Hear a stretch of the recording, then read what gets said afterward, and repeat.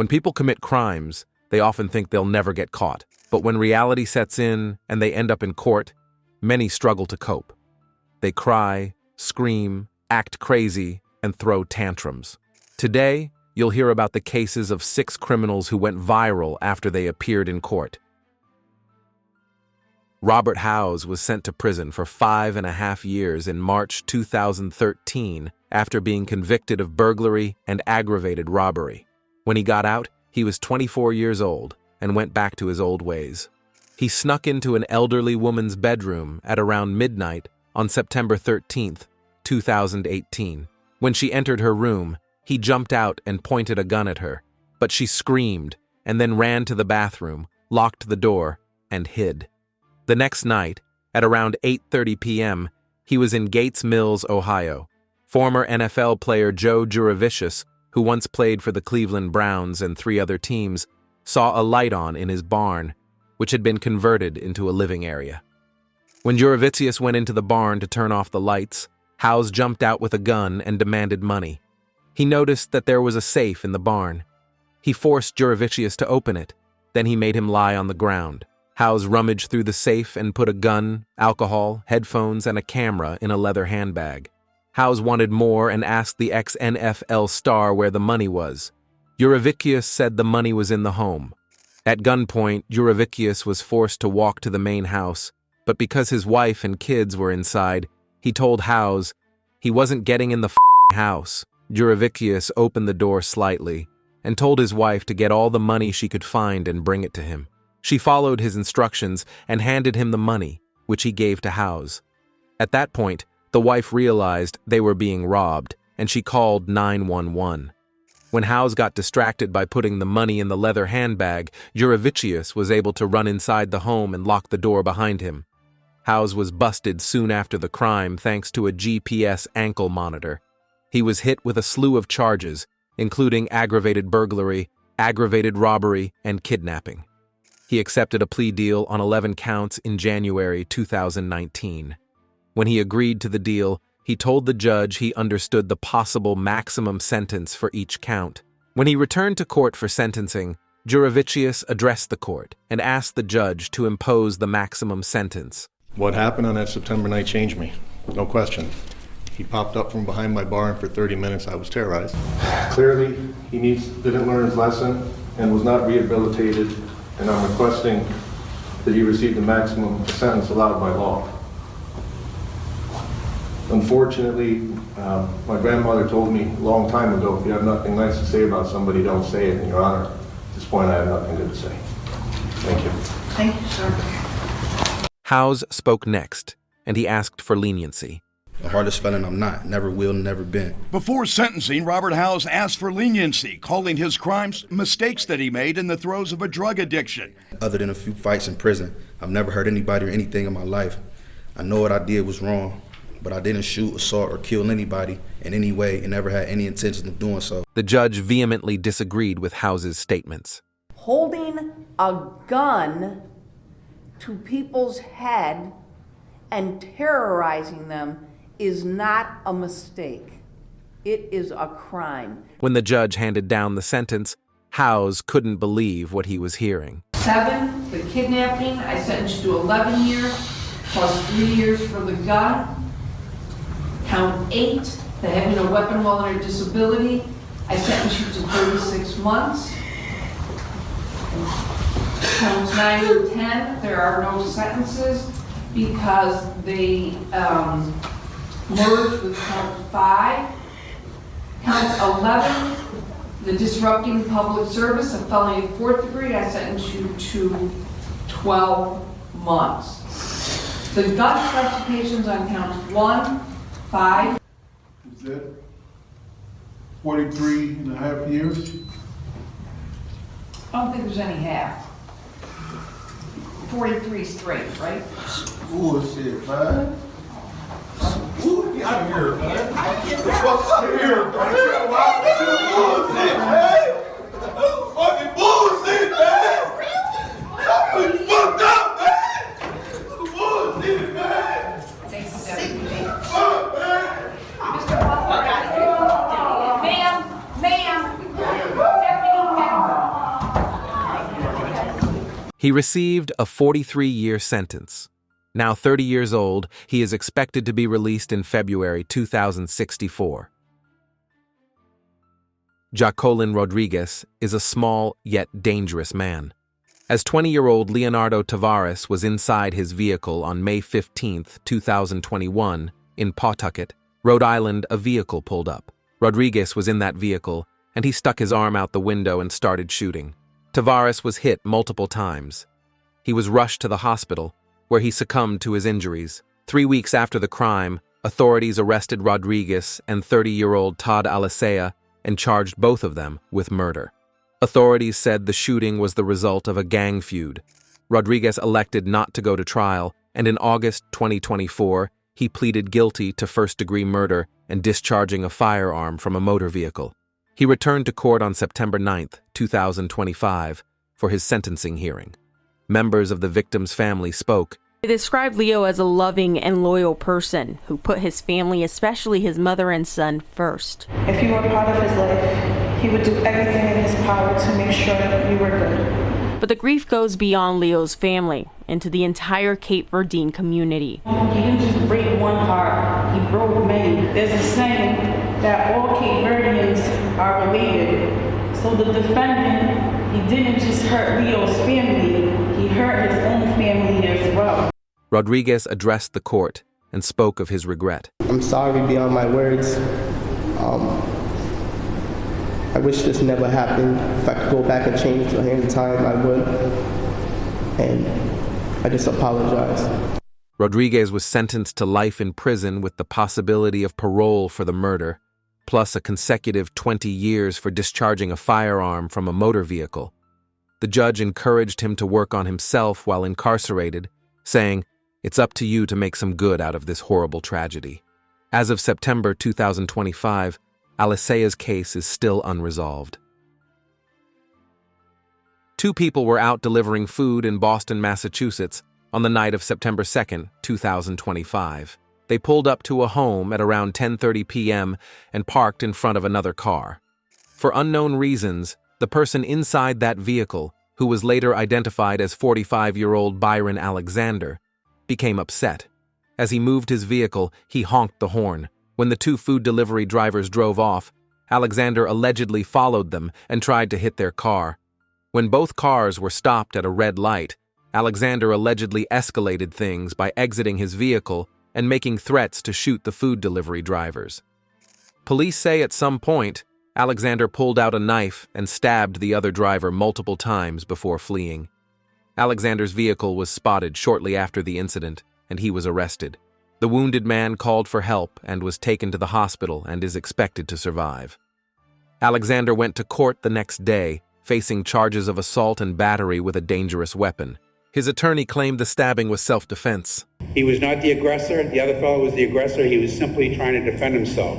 The other person accosted him, followed him around in his car, got behind his car, at the door of his car, struck him in the face as he was getting out of the car. The prosecution made sure to highlight Alexander's extensive criminal history, which included a 1997 manslaughter case. The judge set a relatively high bail amount, and Alexander did not take it well. I am setting bail in the amount of $50,000 cash. I am ordering a stay away, no contact.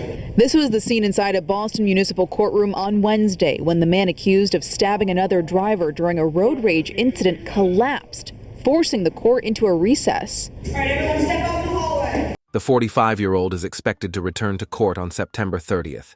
If he is convicted, he could face up to 10 years in prison.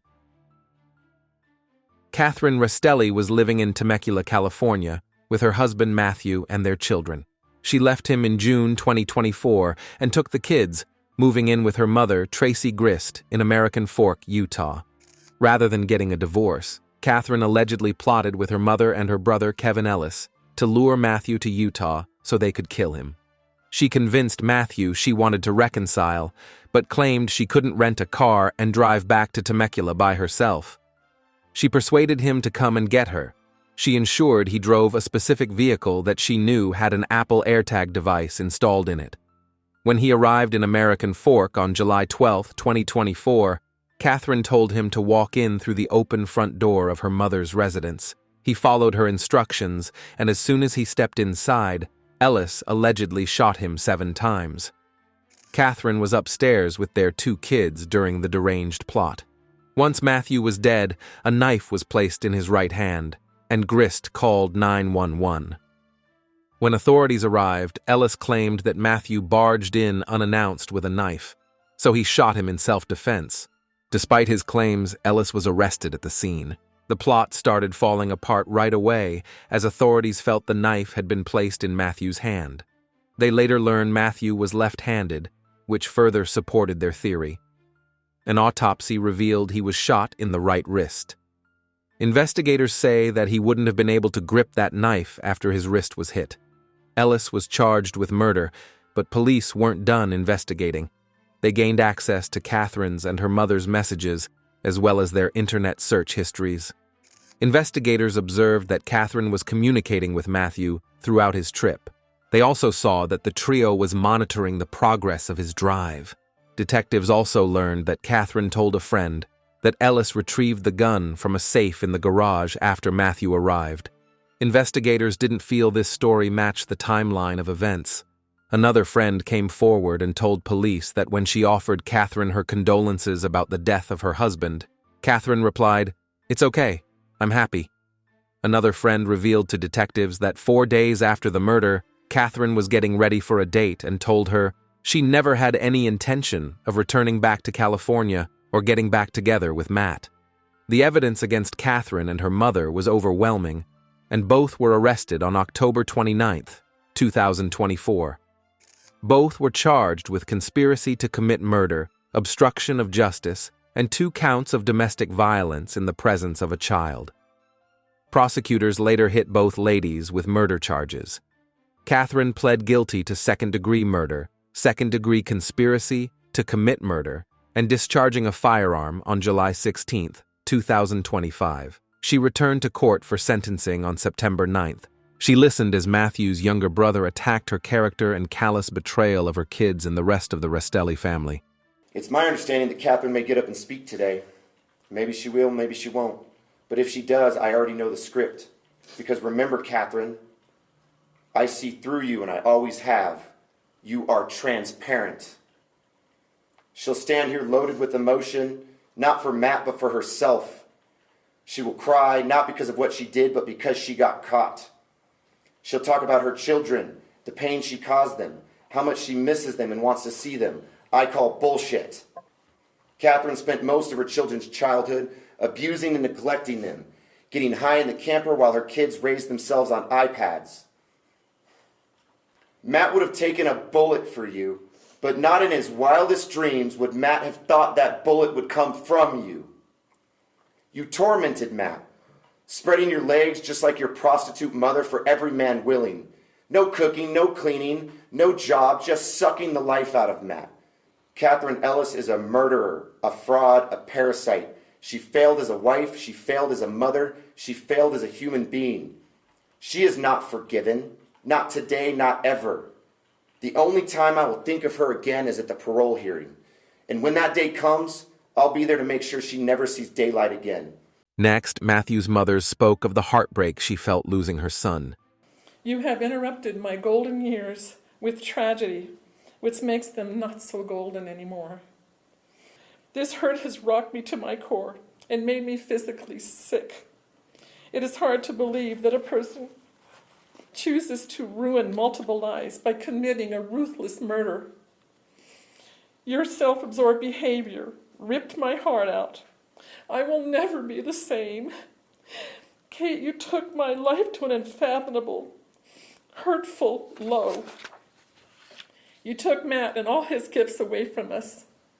Kate, your heartless decisions to kill Matt left us to pick up the pieces, including child rearing, financial responsibilities, and all the duties of keeping multiple households running. Kathryn was allowed to speak before the sentence was handed down, and she expressed regret for her actions.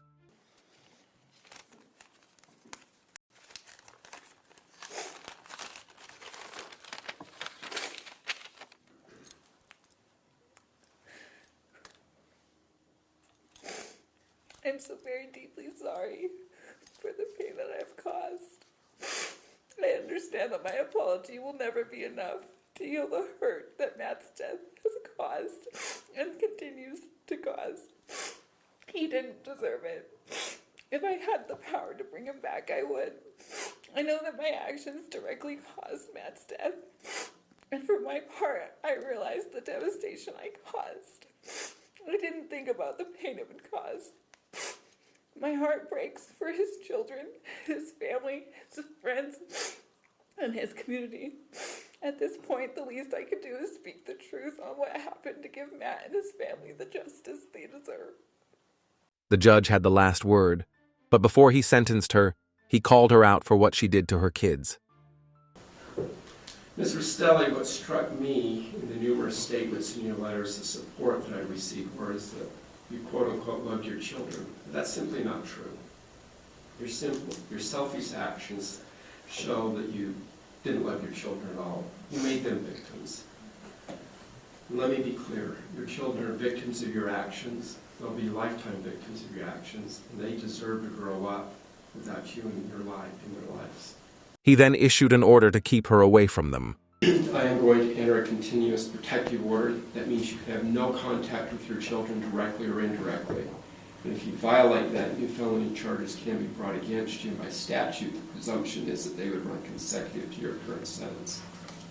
Finally, he sentenced her to 1 to 15 years for second-degree murder, 1 to 15 years for conspiracy to commit murder, and 5 years to life for felony discharge of a firearm. The murder and firearm convictions are set to run consecutively, while the conspiracy sentence is concurrent. She could get out after serving just 6 years, but that is unlikely to happen. Kathryn will return to court early in January 2026 to testify in her brother's trial. Her mother's trial is scheduled for February, and Kathryn will be the star witness in that case as well. Raymond Childs Jr. was the founder of Just Real Records, and as his sons got older, he introduced them to the music game. He posted videos of them dancing, singing, and rapping on his YouTube channel as a group called New Street. However, none of the videos took off, and the channel only has 1,000 followers. As his son Raymond Childs III grew into his teens, he started making solo music under the name Lil Raymond. In a video called 100-something Shots that was released on August 8, 2020, Raymond III hopped out of a Bentley and rapped about smoking weed, selling drugs, and shooting and killing his enemies. Months after that video was released, Raymond III would bring his violent lyrics to real life and commit a crime that shocked everyone in Indiana. It all started on January 23, 2021. 17-year-old Raymond III was at his girlfriend's house planning to spend the night, but his father called him and told him to return home. Raymond III's girlfriend got him an Uber, and he went home. His father told him he was going to punish him for being out past curfew. Raymond III was pissed and got his hands on several guns, including a 9mm firearm and a Draco. From there, he went room to room, shooting. When the smoke cleared, there were 6 casualties. His father, 42-year-old Raymond Childs Jr., his stepmother, 42-year-old Kezzy Childs, his siblings, 18-year-old Elijah and 13-year-old Rita, and Elijah's pregnant girlfriend, 19-year-old Kiara Hawkins, and her unborn child. After the mass shooting, Raymond III stole his dad's car and fled to his girlfriend's home. But he left a witness as his 15-year-old brother, Xavier Childs, survived. Police arrived at the Indianapolis home just before 4 a.m. on January 24th. Xavier was rushed to the hospital, but before going into emergency surgery, he told the officer that Raymond III was the person who shot him. After having surgery, Xavier once again told police his brother was the shooter. Xavier said he was downstairs with his parents when they heard gunshots. Then Rita screamed, "He shot Elijah!" Raymond III then came downstairs and shot his father and stepmother. Xavier said he escaped through a side door, but Raymond III chased him down. Xavier said he offered his brother $40 not to kill him, but Raymond III started shooting anyway. Fortunately for Xavier, the shot that Raymond III aimed at his head didn't connect. The detective brought Raymond III's girlfriend in for questioning, and she revealed that he had come to her home between 2 a.m. and 3 a.m. on January 24th, saying that his dad had kicked him out. After getting alerts about a shooting on Raymond III's block and hearing from some of Raymond III's relatives, the couple went to his home that morning as police were investigating. Later that afternoon, she noticed that Raymond III had left a gun clip in her vehicle. Raymond III was arrested without incident and charged with 6 counts of murder, 1 count of attempted murder, and 1 count of unlawful possession of a handgun. He went to trial in July 2024, but things went south when a witness lost his composure on the stand and began speaking directly to Raymond III. At one point, the witness asked him, "Why did you do it, Raymond?" The judge was forced to declare a mistrial. His retrial started in October 2024. The prosecution went into detail about what happened the night of the murders. He hid in the nearby laundry room and listened as there was a brief struggle before his brother shot their parents to death. He heard his father's last words, "I love you, Raymond." The younger brother allegedly then ran out of the house, but was chased down by Raymond III. Xavier looked at his brother face to face, mere feet away from one another, and he asked him not to kill him. He even offered him $40. "Don't kill me. I won't tell anybody what happened." On the other side, the defense claimed there were 2 shooters, and Raymond wasn't one of them. Xavier Childs will come in here today and tell you that his brother shot his family and shot him. But I want you to pay particular attention to what Xavier said right after the shootings, which was that he wasn't sure his brother was the perpetrator, and he couldn't say for sure he saw his brother with a gun. The defense told the jury that Raymond III was at his girlfriend's house during the shootings and that the evidence points to 2 guns being used by 2 shooters. The jury received the case after 5 days and deliberated for only 3 hours before convicting him on all charges. He returned to court for sentencing on January 7, 2025. When he spoke to the court, he claimed he wasn't the culprit. Just as I sit here 4 years ago, I'm innocent. It's not a day that goes by where I don't think about them or wish that they was here. Even on my bad days, I tell myself that they're still here. I'm not no killer. I'm not no murderer. I'm not no bad person. And a lot of people honestly could agree with that. The judge got the final word, sentencing him to 360 years. Even with all the evidence against him, one family member spoke out saying she believed he was innocent. Everything that he said, I believe. So, I don't too much believe justice was served, but I do hope that they do find the real people that did it.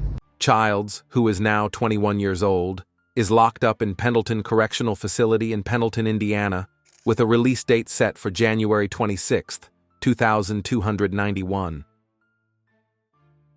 Anna Milette got dumped by her boyfriend in May 2022, so she hit him with her car. The 19-year-old had a bloody head injury, but he survived. Anna locked herself inside her home and refused to come out. Eventually, she was arrested and charged with 2 counts of felonious assault and several other charges. She admitted that she had mental health issues, but stopped taking her medication a week prior, a decision that may have played a role in her actions. She was convicted, and she spent about 8 months in jail for the incident. By the summer of 2024, she was back on the streets. She stopped taking her medication again after finding out she was pregnant.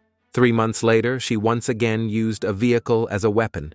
She got into it with her mother, 64-year-old Joyce Milette, on June 15th and drove into her, pinning her against a garage wall. When authorities arrived, Anna was still behind the wheel of the vehicle.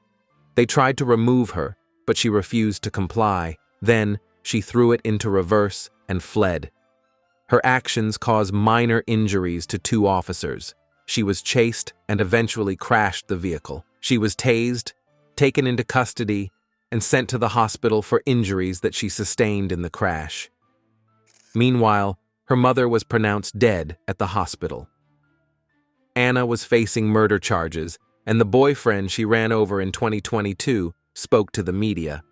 Today, I spoke with that boyfriend who confirmed she has hit him with a car. However, he says he doesn't blame her. She wasn't herself, really. Her mental health was just bad.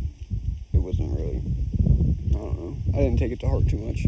Timothy Escobar says 2 years ago, Anna Milette hit him with a car. I mean, I had to get some stitches on my face, and that's about it. They just kind of stitched me up real good. Mom tried admitting her to the mental hospital a bunch of times, but they quit taking her.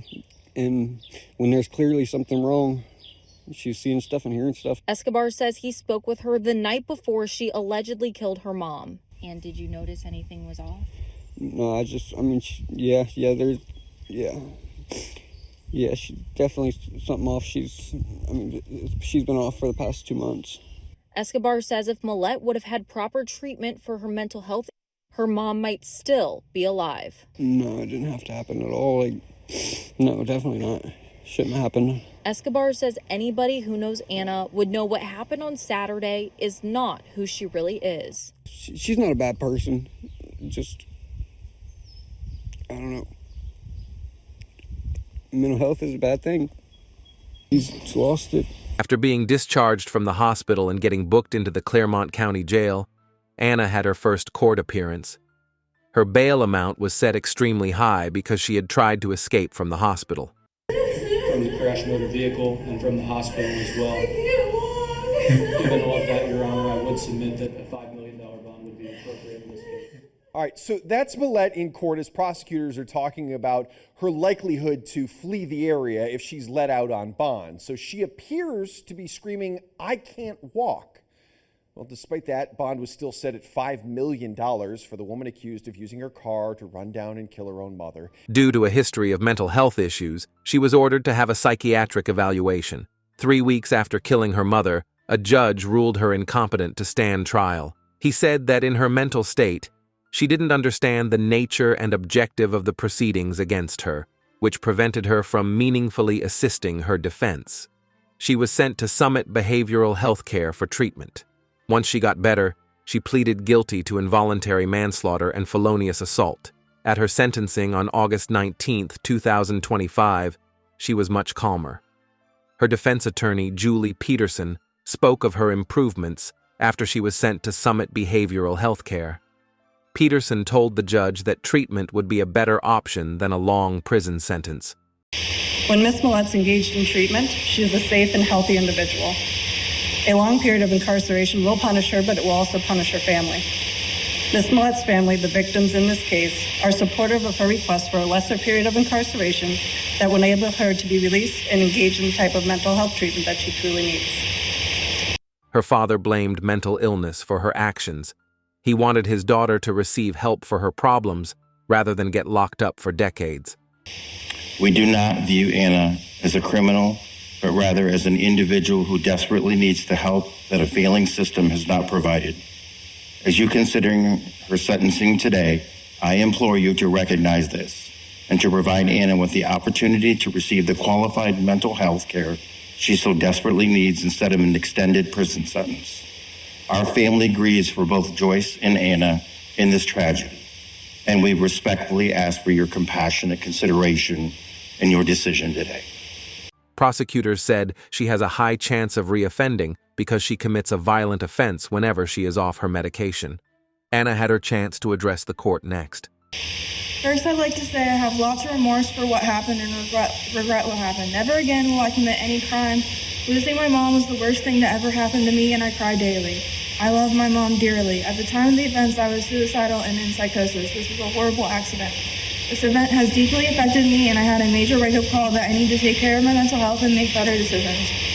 Furthermore, I'm sorry for being so reckless and the harm that I brought to my mom and police officers. Additionally, I want to say how horrible I feel for this happening. An innocent life was lost. My mom did not deserve that, and I'd do anything to get her back. Losing my freedom is a small price to pay compared to losing my mom. In the year of being locked up, I've changed dramatically. I'm mentally stable, loving, kind, and back to the normal self my family knows me as. I take the necessary precautions to be the best version of myself. I have a daughter now. I have to do better and would like to be out and reunited with my daughter one day. I want to make a positive impact to society instead of a negative one. Furthermore, I want to apologize and say sorry to my family for the hurt they experience every day grieving Joyce Milette, as I also experience this too. My family still supports and loves me, which I'm greatly thankful for. The day of June 15, 2024, the day the crimes took place, is a tragedy. I ask for forgiveness from my family and police officers. Although the prosecution and defense agreed to a maximum of 21 years, the judge had the discretion to sentence her to up to 47 years. He sentenced Anna to 11 to 16.5 years for the involuntary manslaughter with violent repeat offender specification. The judge added consecutive 10 to 15 years for the felonious assault conviction. That charge also had a violent repeat offender specification. The 24-year-old will be locked up for 21 to 26.5 years.